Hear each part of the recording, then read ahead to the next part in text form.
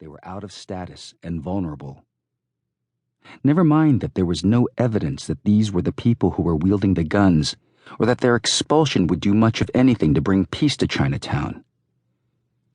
In raids carried out over several days, local police imposed a dragnet as federal agents swooped in on Chinatown.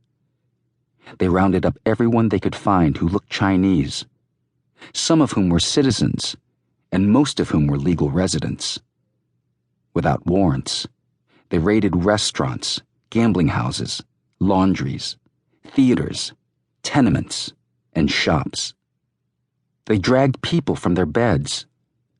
If wiping out the scourge meant running roughshod over individual rights and playing fast and loose with the law, they proved alarmingly eager to step up.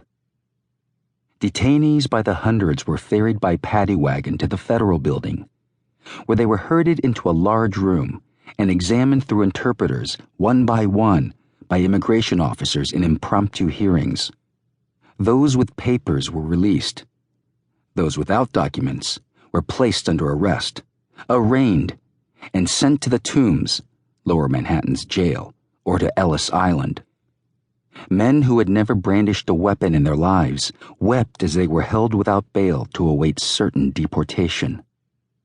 No other immigrant group had ever been targeted the way the authorities were going after the Chinese. Italian and Irish émigrés had fought their share of brutal gang wars, but nobody had ever rounded them up for wholesale expulsion. Yet this time, the government was acting as if the only way to bring peace to Chinatown was to get rid of its Chinese, through whatever means necessary. How it came to this is the story of 4 bloody wars and countless skirmishes fought intermittently over more than 3 decades in New York's Chinatown and the Chinese quarters of several other cities in America's East and Midwest, with their attendant casualties, peace parleys, and treaties. It is a story of a clash of mismatched cultures, of misunderstandings, naivete, and bigotry. It tells of stubborn men willing to fight and die, not only for concrete rewards like money and property, but also for intangibles like loyalty and face. That Asian notion so closely tied to reputation, dignity, and prestige.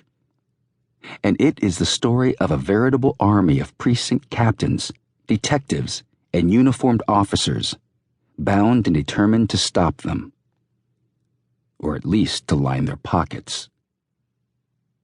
The warriors were men from South China, most of whom had come to the West Coast to seek their fortunes and eventually headed east, but who planned to return home at some future date.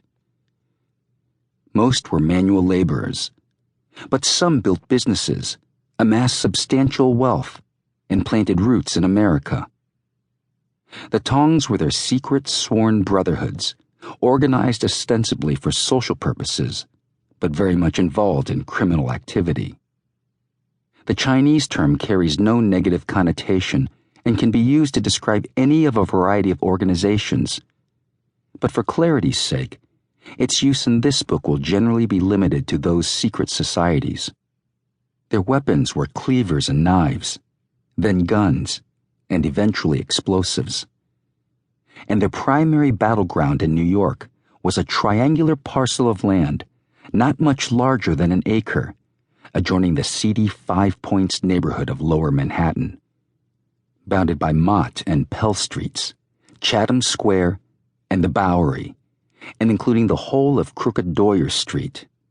It was then, and remains today, the heart of New York's Chinatown.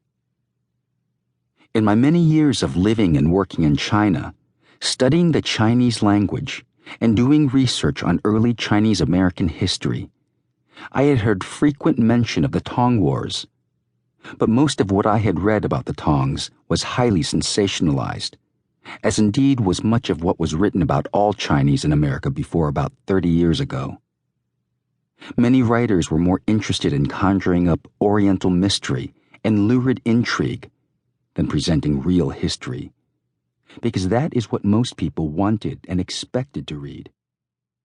I also knew that many